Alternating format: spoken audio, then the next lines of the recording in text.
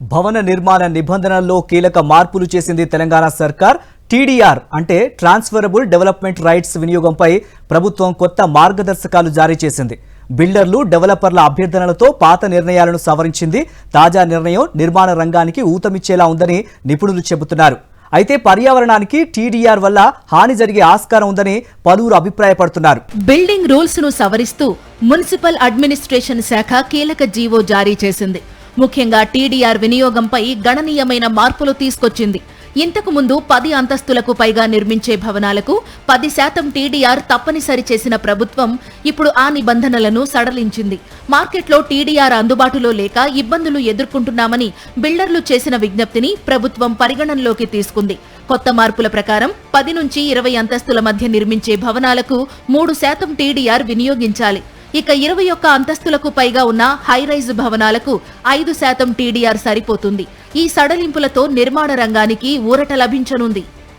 భవనాల ఎత్తు విషయంలో కూడా ప్రభుత్వం స్పష్టమైన మార్గదర్శకాలు జారీ చేసింది. 21 మీటర్లకు పైగా ఉన్న భవనాలను హైరైజ్ గా గుర్తించనుంది. చెరువులు, నాళాల అభివృద్ధి పనులకు భూమి కోల్పోయే వారికి ప్రభుత్వం పెద్ద ఎత్తున టీడీఆర్ ఇస్తుంది.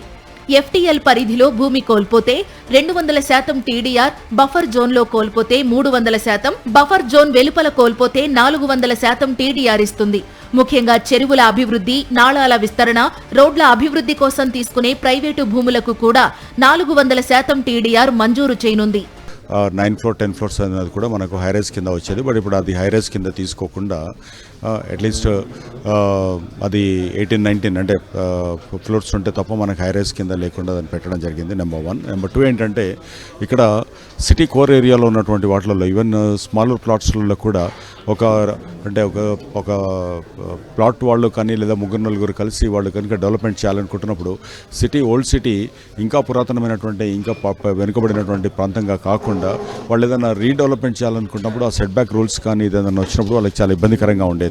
బట్ దీనివల్ల ఏమవుతుందంటే వాళ్లకు ఫర్దర్ ఫ్లోర్స్ వేసుకోవడానికి కానీ అక్కడ కలిసి వాళ్ళకు ఉన్నటువంటి రెనోవేట్ చేసుకోవడానికి కానీ కూడా ఇది చాలా ఉపయోగకరంగా ఉంటుంది. అభివృద్ధి ప్రాజెక్టులకు భూములు అప్పగించే వారికి ఈ టీడీఆర్ వర్తించనుంది. సరైన రెవెన్యూ పత్రాలు ఉన్న వారికి మాత్రమే ఈ ప్రయోజనం లభిస్తుంది.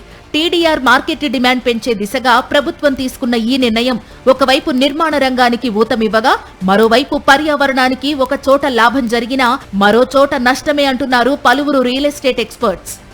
అయితే దీనివల్ల వచ్చే మనకి డిసడ్వాంటేజ్ ఏంటంటే పబ్లిక్ పెరుగుతారండి, ట్రాఫిక్ అయితే పెరుగుతుంది. ఒకే ఏరియాలో ఇన్ని హైరైజెస్ ఉండడం వల్ల అక్కడ ట్రాఫిక్ని తట్టుకోవడం అనేది కొంచెం ఫ్యూచర్లో ఇంపాసిబుల్ అయితే జరగబోతుందండి. అంత హెవీ ట్రాఫిక్ని మనం ఎదుర్కోవాల్సి వస్తుంది. సో అది కూడా మనం ట్రాఫిక్ని దృష్టిలో పెట్టుకోవాలి. మ్యాన్ హోల్స్, డ్రైనేజెస్ ఇవన్నీ కూడా దృష్టిలో పెట్టుకోవాలండి. బేసిక్గా చూడండి, ఇప్పుడు అప్పుడప్పుడు మనం ఈ డ్రైనేజ్ ప్రాబ్లమ్స్ ఫేస్ చేస్తుంటాం మామూలుగా లో డెన్సిటీ ఏరియాస్లో. అదేవిధంగా ఇప్పుడు హైరైజెస్ వచ్చి హై డెన్సిటీ ఏరియాస్లోని ఎటువంటి డ్రైనేజ్ ప్రాబ్లమ్స్ వస్తాయి ఫ్యూచర్లో హెవీ రైన్స్ వల్ల లేదా కొన్ని ప్రాబ్లమ్స్ వల్ల. సో అది కూడా మనం దృష్టిలో పెట్టుకోవాలండి. టీడీఆర్ల వాడకం సులభం కావడంతో అంతస్తుల సంఖ్య పెరిగి ప్రకృతి దెబ్బతింటుందని నిపుణులు హెచ్చరిస్తున్నారు. అడ్డగోలుగా అధిక అంతస్తులు నిర్మించడం వల్ల ట్రాఫిక్ సమస్యలు రావడం, అలాగే డ్రైనేజీ అవస్థలు రావడం అధికమవుతాయని అంటున్నారు రియల్ ఎస్టేట్ నిపుణులు. మొత్తానికి టీడీఆర్ విధానంలో చేసిన ఈ మార్పులు నిర్మాణ రంగానికి కొత్త దిశ చూపించనున్నాయని అంటున్నారు.